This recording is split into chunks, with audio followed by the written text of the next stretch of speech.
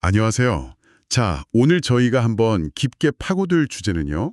2025년 말에 공개돼서 정말 큰 화제가 됐던 재귀적 언어 모델, 바로 RLM에 대한 연구입니다. 네, 이 기술이 던지는 질문이 굉장히 근본적이면서도 흥미롭잖아요. AI한테 어떻게 하면 이 백과사전처럼 두꺼운 책을 처음부터 끝까지 다 읽게 할까? 그리고 완벽하게 이해하게 만들까? 바로 이 문제죠. 맞아요.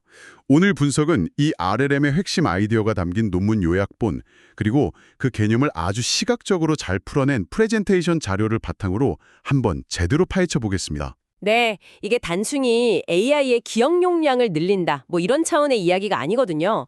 AI가 정보를 다루는 방식 자체를 바꾸는 일종의 패러다임 전환에 가깝습니다. 패러다임 전환이요? 네, 핵심은 AI가 정보를 수동적으로 기억만 하는 게 아니라 능동적으로 탐색하고 전략을 세우는 주체, 그러니까 하나의 에이전트로 진화한다는 점이에요. 이 개념이 왜 중요한지 오늘 차근차근 짚어보겠습니다. 좋습니다. 자료 보면서 제일 먼저 공감했던 게 기존 언어 모델들이 왜 그렇게 긴 글, 그러니까 두꺼운 책을 읽기 어려워했는지 설명하는 부분이었어요. 정말 풀리지 않는 딜레마 같았거든요. 그렇죠. 거의 뭐 두 가지 극단적인 방법 사이에서 갈팡질팡하는 상황이었죠. 첫 번째 시도는 그야말로 좀 무식하게 밀어붙이는 방식입니다. 컨텍스트 윈도우, 그러니까 모델이 한 번에 볼 수 있는 글의 양을 억지로 늘리는 거예요. 아, 백과사전 전체를 그냥 통째로 머릿속에 구겨 넣으려는 시도랑 비슷하네요. 당연히 비용은 엄청나게 들고 또 자료에 나온 그림처럼 머릿속이 온갖 정보로 뒤엉켜서 정작 중요한 걸 못 찾는 그 러스트 인 더 미들 현상이 생기고요. 그래서 완전히 반배되는 접근법이 나왔죠. 바로 RAG나 요약 같은 기술들이죠. 이건 백과사전에서 이 부분이 관련이 있을 거야 하고 몇 페이지만 딱 찢어서 보는 것과 비슷하더라고요. 네네. 빠르고 효율적이긴 한데 이게 또 치명적인 단점이 있잖아요. 페이지랑 페이지 사이에 숨어있는 미묘한 문맥이나 전체를 다 봐야만 보이는 큰 그림을 놓칠 위험이 너무 크죠. 결국 두 방식 모두 모델의 기억력이라는 물리적 한계에 의존하고 있다는 공통점이 있는 겁니다. 하나는 기억 용량을 무작정 키우려 하고, 다른 하나는 그 제한된 기억력에 맞춰서 정보를 잘라내려 하고. 바로 이 한계 때문에 AI가 정말 긴 글을 깊이 있게 이해하는 데 계속 어려움을 겪었던 거고, RLM은 이 판 자체를 완전히 새로 짜려는 시도인 거죠. 그런데 RLM은 이 판을 완전히 뒤집더라고요. 긴 텍스트를 모델의 머릿속, 그러니까 입력값으로 취급하는 것부터가 잘못됐다, 이거잖아요. 바로 그 지점입니다. 관점의 전환이 모든 것의 시작이죠. 기존 모델은 우리가 주는 텍스트를 수동적으로 그냥 받아먹는 독자에 가까웠어요. 엄청난 정보가 깔때기처럼 모델 안으로 쏟아져 들어가는, 모델한테는 선택권이 없는 방식이었죠. 하지만 RLM은 모델을 능동적인 프로그래머로 만들어요. 긴 텍스트는 더 이상 소화해야 할 음식이 아니라 마음껏 탐색할 수 있는 거대한 도서관, 즉 외부 환경이 되는 거고요. 그렇죠. 모델은 이 도서관에서 어떤 책의 어떤 부분을 읽을지 스스로 코드를 짜서 실행하는 거죠. 자료에 나온 로봇이 컴퓨터 앞에서 커리를 날려서 파일 저장소에서 원하는 정보를 쏙쏙 빼오는 모습. 이게 정말 직관적으로 와닿았어요. 여기서 이제 중요한 개념 세 가지가 나옵니다. 첫째는 방금 말씀하신 외부 환경, environment. 텍스트를 입력이 아니라 외부 데이터 저장소로 본다는 것. 둘째는 능동적 주체, 액티브 에이전트. 모델이 직접 파이썬 같은 코드를 생성해서 필요한 부분만 읽어오라고 명령을 내린다는 의미입니다. 그럼 세 번째는 그 명령을 실행해줄 무언가가 필요하겠네요. 정확합니다. 그게 바로 REPL, 그러니까 코드 실행 환경이죠. 모델이 짠 코드를 실제로 실행해서 결과를 가져다주는 실행창. 정리하자면 RLM은 모델에게 도서관을 통째로 주고 거길 자유롭게 돌아다닐 수 있는 지능과 손발을 다 쥐어준 셈이에요. 프로그래머가 된 모델이라니 정말 흥미롭습니다.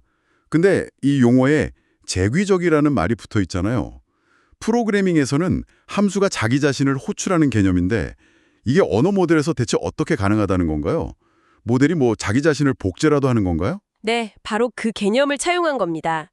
비유하자면 진행자님이 백과사전 전체를 요약해야 하는 총괄 매니저가 되는 거예요. 제가요? 네, 혼자서 그 방대한 일을 다 하는 게 아니라 자네는 1챕터 요약해와, 자네는 2챕터 맡아, 이런 식으로 일을 분담해줄 여러 명의 부하 직원들을 호출하는 거죠. 여기서 중요한 건 그 총괄 매니저와 부하 직원들이 전부 같은 종류의 모델이라는 점입니다. 아, 그러니까 상위 모델이 관리자처럼 큰 그림을 보고 일을 나눠주면 그 지시를 받은 하위 모델이 실무자처럼 작은 단위의 임무를 수행하고 그 결과를 보고하는 구조군요. 거대한 문제를 한 번에 푸는 게 아니라 잘게 나누어 해결하는 분할 정복 전략이네요. 맞습니다. 어려운 문제를 만났을 때 모델이 자기 자신 혹은 자신의 분신을 함수처럼 호출해서 일을 처리하게 만드는 구조. 이것이 RLM을 재귀적이라고 부르는 이유입니다. 이 구조 덕분에 아무리 긴 텍스트라도 체계적으로 접근할 수 있는 길이 열리는 거죠. 잠깐만요. 여기서 궁금한 게 생겼습니다. 결국 글을 뭐 천자씩이든 얼마씩이든 잘라서 읽는 건 마찬가지 아닌가요? 그럼 그 경계선에서 문맥이 끊기는 근본적인 문제는 여전히 남아있을 것 같은데요. 아주 예리한 지적이십니다. 그리고 RLM 개변자들도 당연히 이 문제를 고민했죠. 그래서 RLM은 이 문맥 단절 문제를 막기 위해서 아주 영리한 3가지 장치를 마련해뒀습니다. 첫 번째 비결은 단순히 자르는 게 아니라 지능적으로 겹쳐 읽기를 한다는 거예요. 지능적으로 겹쳐 읽는다. 그게 무슨 뜻이죠? 기존 방식은 기계적으로 0부터 1000, 1001부터 2000 이렇게 칼같이 자르니까 문맥이 끊기는 문제가 심각했거든요. 네. 하지만 RLM은 모델이 직접 판단을 해요. 예를 들어 0에서 1000까지 읽어본 모델이 문장이 중간에 좀 어색하게 끊겼는데? 라고 스스로 인지를 하면 다음엔 1001부터가 아니라 read, start는 900, end는 1900 같은 코드를 스스로 생성하는 거죠. 아, 이전 내용과 백자 정도를 겹쳐서 다시 읽도록요. 와, 기계적인 분할이 아니라 문맥을 고려한 유연한 탐색이라는 거군요. 마치 우리가 책을 읽다가 문단이 애매하게 나뉘면 자연스럽게 앞문단 끝부터 다시 읽는 거랑 같은 원리네요. 훨씬 똑똑합니다. 네, 하지만 진짜 핵심은 그 다음 2가지 비결에 있습니다. 두 번째가 바로 문맥 압축입니다.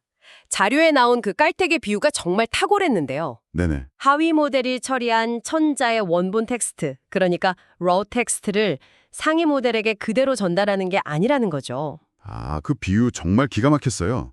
1000개의 모래알을 그대로 퍼다주는 게 아니라 그걸 녹여서 작은 다이아몬드 하나를 만들어주는 거. 자료에서도 1000토큰의 복잡한 텍스트가 깔때기를 통과하니까 철수가 영의를 만났지만 분위기가 냉랭했다. 이런 식으로 정제된 의미, 즉 통찰이 담긴 다이아몬드로 압축자 나오더라고요. 그 비유가 아주 직관적이죠. 다이아몬드라는 표현처럼 고도로 압축된 가치를 전달하는 겁니다. 기술적으로는 이걸 정제된 의미, 세멘틱스라고 부르고요. 상위 모델은 이 고밀도의 의미 덩어리들만 기억하고 연결하면 되니까 전체적인 맥락, 즉 숲을 놓치지 않게 되는 겁니다. 우리의 한정된 주의력이라는 자원을 날것의 텍스트가 아니라 압축된 통찰에 집중시킬 수 있게 되는 거군요. 바로 그겁니다. 그리고 마지막 3번째 비결은 정말 혁신적이었습니다. 랜덤 액세스, 그러니까 필요한 순간에 필요한 곳으로 마음대로 이동하는 능력이죠. 사실 제가 얼마 전에 긴 법률 문서를 GPT-4한테 요약시켜봤는데 초반에 나온 핵심 인물에 대한 내용을 뒤로 갈수록 완전히 잊어버리더라고요. 결국 제가 다시 앞부분을 복사해서 붙여넣어야 했죠. RLM은 바로 그 과정을 모델이 알아서 한다는 거군요. 정확히 그 문제를 해결합니다. 기존 모델들은 글을 처음부터 끝까지 순서대로, 즉 선형적으로 읽어야만 했어요. 되돌아갈 수가 없었죠. 하지만 RLM은 인간이 책을 읽다가 이 등장인물 이름이 뭐였지 싶으면 앞으로 휙 넘겨보듯 글의 5000번째 부분을 읽다가도 필요하면 read start equal 0, end equal 200 같은 코드를 즉시 실행해서 첫 부분을 다시 확인할 수 있습니다. 와, 차원이 다른 유연성이네요, 정말. 그렇죠. 이런 영리한 방식들 덕분에 RLM의 성능은 정말 놀라웠습니다.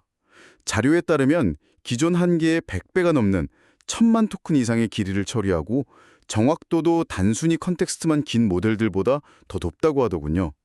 심지어 필요한 부분만 똑똑하게 읽으니까 비용까지 효율적이고요. 무작정 큰 모델을 쓰는 것이 아닙니다. 똑똑하게 읽는 것이 더 강력합니다. 이 문구가 모든 걸 말해주는 것 같아요. 그렇죠. 더 놀라운 점은 이 모든 것이 새로운 모델을 밑바닥부터 만드는 모델 수술이 아니라 기존의 강력한 모델을 활용하는 새로운 업무 매뉴얼에 가깝다는 점입니다. RLM은 새로운 아키텍처가 아니라 기존 모델을 사용하는 방식의 변화, 그러니까 추론 전략이에요. 이렇게 대단한 기술이라길래 당연히 완전히 새로운 모델을 만든 줄 알았는데 그게 아니라는 점이 더 놀라웠어요. GPT-4나 라마3 같은 기존 모델에 래퍼라는 얇은 소프트웨어 막을 씌우는 방식으로 구현할 수 있다는 거잖아요. 네. 모델의 뇌, 즉 파라미터를 직접 뜯어 고칠 필요가 전혀 없다는 뜻이네요. No fine tuning이라는 말이 그래서 나오는 거고요. 맞습니다. 다만 이 방식을 적용하려면 기존 모델이 두 가지 필수 조건을 갖추고 있어야 합니다. 그냥 글만 잘 읽는다고 되는 게 아니죠. 어떤 조건인가요? 자료에 나왔던 내용이군요. 코딩 능력하고 도구 사용 능력. 근데 왜 하필 이 두 가지가 핵심 조건이 되는 건가요? 단순히 글을 잘 이해하는 능력만으로는 부족한가요? 아주 좋은 질문입니다. 기존 모델들은 똑똑한 뇌만 있었지 외부 세계와 상호작용할 손과 발이 없었어요. RLM의 핵심은 바로 이 손과 발을 붙여주는 데 있거든요. 손과 발이요? 이 끊겼으면 백자를 겹쳐서 다시 읽어라는 이 복잡한 생각을 chunk equal read, start는 900, end는 1900 같은 명확한 코드로 변환하는 일종의 손의 역할을 하는 거죠. 그럼 도구 사용 능력은 그 코드를 실제로 실행하는 발의 역할이겠네요? 정확합니다. read나 심지어 자기 자신을 다시 부르는 콜 모델 함수 같은 도구를 인식하고 사용할 수 있어야 합니다. 즉, RLM은 똑똑한 뇌, LLM이 직접 도서관에 걸어가서 도구 사용, 책을 꺼내보고 밑줄을 긋는 코딩과 같은 이치를 구현한 거예요. 아하. 이 두 가지가 있어야 비로소 수동적인 정보 처리기를 넘어서 능동적인 에이전트가 될 수 있는 거죠. 다행히 최신 고성능 LLM들은 이 두 능력이 아주 뛰어나기 때문에 RLM은 사실상 바로 적용 가능한 프레임워크인 셈입니다. 자, 이제 모든 조각이 맞춰지는 느낌입니다. 기억에서 에이전시로. 이 마지막 결론이 이제야 정말 가슴에 와닿네요. RLM이 보여주는 미래는 명확합니다. LLM은 더 이상은 정보의 양으로 기억력 싸움을 하는 게 아니라 도구를 사용해서 무한한 정보를 탐색하고 스스로 전략을 세우는 존재로 진화하고 있다는 거군요. 정리하자면 RLM은 제한된 시야, 그러니까 어텐션 윈도우라는 하드웨어적인 한계를 빠르게 움직이고 겹쳐서 보고 본 것을 요약해서 기억하는, 압축하는 이 소프트웨어적인 기교로 극복한 아주 우아한 사례입니다. 네. 이건 AI가 정보를 처리하는 방식에 대한 근본적인 관점의 변화고요. 사실상 문맥끼리의 제한이 없는 AI의 가능성을 활짝 연 연구라고 평가할 수 있습니다. 오늘 RLM에 대해 깊이 파고들어 보니까 AI의 미래가 단순히 더 큰 메모리를 만드는 경쟁이 아닐 수도 있겠다. 이런 생각이 강하게 드네요. 어쩌면 제한된 자원을 얼마나 더 영리하게 사용하는지에 대한 이 전략의 싸움이 될 것 같습니다. 여기서 한 걸음만 더 나아가서 이런 질문을 던져볼 수 있습니다. 만약 AI가 인류의 모든 의학 논문을 읽다가 1970년대 논문에 나온 어떤 분자 구조랑 2020년대의 최신 유전자 치료법 사이의 연관성을 발견하기 위해서 스스로 랜덤 액세스로 두 시대를 오가면서 가설을 세워요. 와, 그리고 재규 호출로 각 가설을 검증할 전문가 팀을 내부적으로 꾸린다면 어떨까요? 그건 단순히 정보를 찾는 걸 넘어서 정보 속에서 스스로 연구 전략을 짜는 수준의 일이네요. 바로 그겁니다. 아무도 생각지 못했던 새로운 법률 해석을 제시한다거나 여러 분야의 연구를 융합해서 신약 개발의 가설을 세우는 일. RLM과 같은 프레임워크는 바로 그런 수준의 복합적이고 전략적인 추론으로 가는 문을 열었다고 볼 수 있습니다. 앞으로 이 기술이 어떻게 세상을 바꿀지 지켜보는 것은 아주 흥미로운 일이 될 겁니다.